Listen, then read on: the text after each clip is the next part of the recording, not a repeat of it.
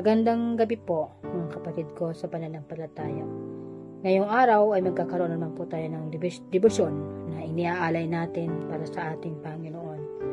At sa gabi pong ito, ang ating pag-uusapan ay hango sa aklat ng Roma, chapter 8, verse 35. Malinaw na sinabi rito, sino ang makapaghihiwalay sa atin sa pag-ibig ni Kristo?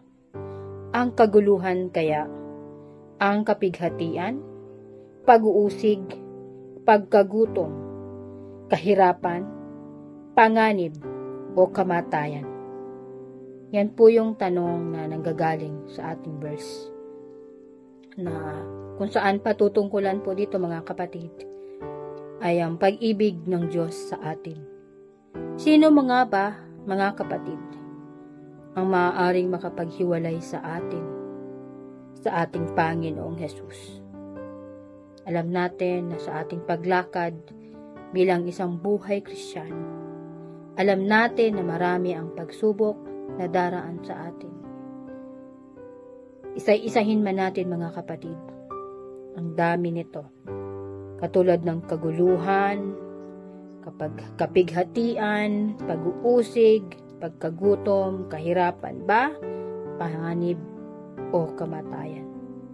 Minsan nagiging daluyan pa ng ating mga kasalanan na naging katitisuran ng ating mga kapatid.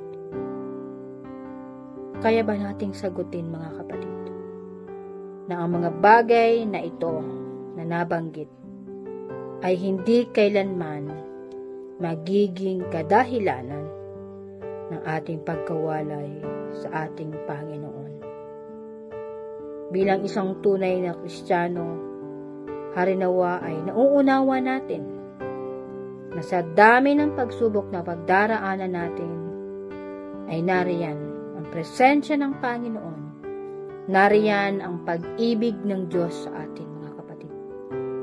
Dalangin ang bawat isa na sa kung anuman ang pagdadaanan natin, sa kung anuman yung mga bagay na nagpapahirap sa atin, isipin natin palagi yung kadakilaan ng pag-ibig ng Diyos na ipinagkaloob niya sa atin. Hindi ito madali.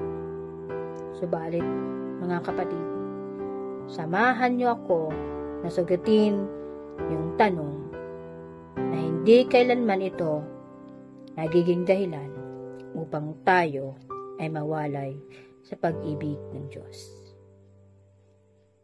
Sa Diyos ang pinakamataas na papuri.